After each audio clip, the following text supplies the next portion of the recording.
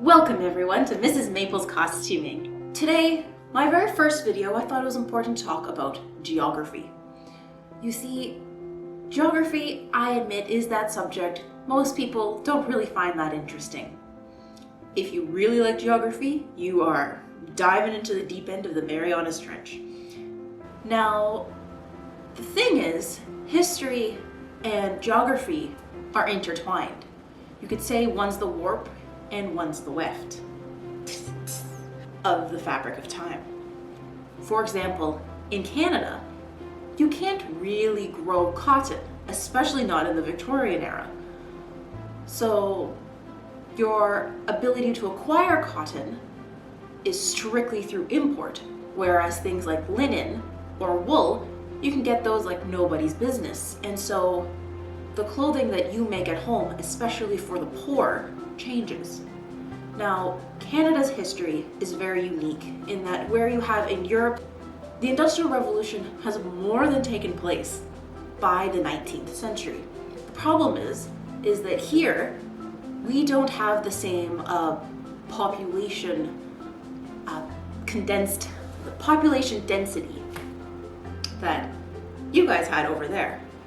And so that means that our Industrial Revolution is a little bit slower. Some could even argue it didn't even take place until the very end of the 19th century, going into the 20th. Which means that our clothing and our textiles are in a very different space in the world. You see, most people coming here didn't have very much. They were traveling often with trunks, having to wear all the things they possibly owned, and starting fresh from there. It was a great equalizer in that sense for both the middling and working classes of the time. Everyone kind of starts at your base and builds up. That also means, though, that there is a very good reason you cannot off the top of your head name a single Canadian fashion designer circa 1870, even 1920 and 1940s. So what this all means, though, is that Canadian fashion isn't really discussed. I want to fix that a little bit. We have had a very interesting environment here. You have to think, where I live in southern Ontario, the temperature can easily drop to feeling like below -20 in the winter time, sometimes even more than that. But it also feels like above 40, even 45 degrees in the summertime. So that type of 60 degrees, I'm talking Celsius, climate change. What this means, though, is that our middle class and our working class need to have enough layers and need to have enough accessories, need to have enough garments to survive such extreme temperature ranges, especially in a time when, if you're living in a log cabin, your heat is a single fire. And in the summertime, you don't really have a good cooling option.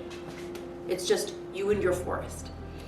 So I wanted to talk about these complexities. I wanted to talk about these people, and I hope I can share some of their stories through my sewing dialogue. Now, of course, there's going to be some fun, historically inaccurate, just because I feel like a costuming along the way.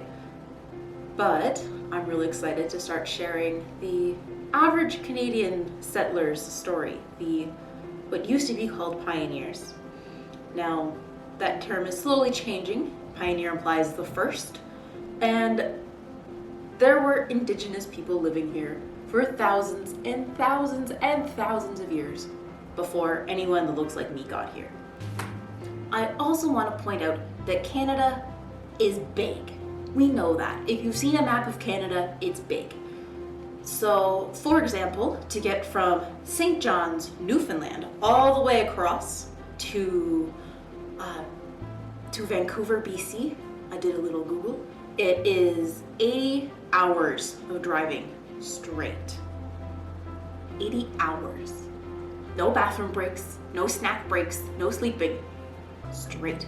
That's the equivalent of going, for any Europeans over here, that is the equivalent of going from Lisbon, Portugal to the middle of Kazakhstan. So you've passed Spain, you've passed France, you're well on your way through Russia and into Kazakhstan. That's the type of distance we're considering when I talk about this. That also means, though, that my research and my knowledge is more based off of my local area, as well as much of Quebec's history, and part of the Maritimes. So you'll hear me talking more about this half than the western half of Canada. There's also a reason for that in terms of our history. Canada, when it was very first made in 1867, was much, much, much smaller than what it is now, as it had a large portion of it was through treaties, indigenous land that we have slowly and illegally taken over.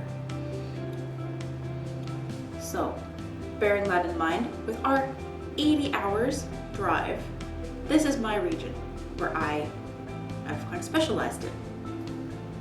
Now, you might be wondering, who is Mrs. Maple? Well, my real name is Christina, and I love historic fashion. I did my master's degree in history, focusing my thesis on costuming of the Victorian era, specifically talking more about a gender history approach of how it changed. I also, not only have I done my theoretical side, I have a practical element to my clothing.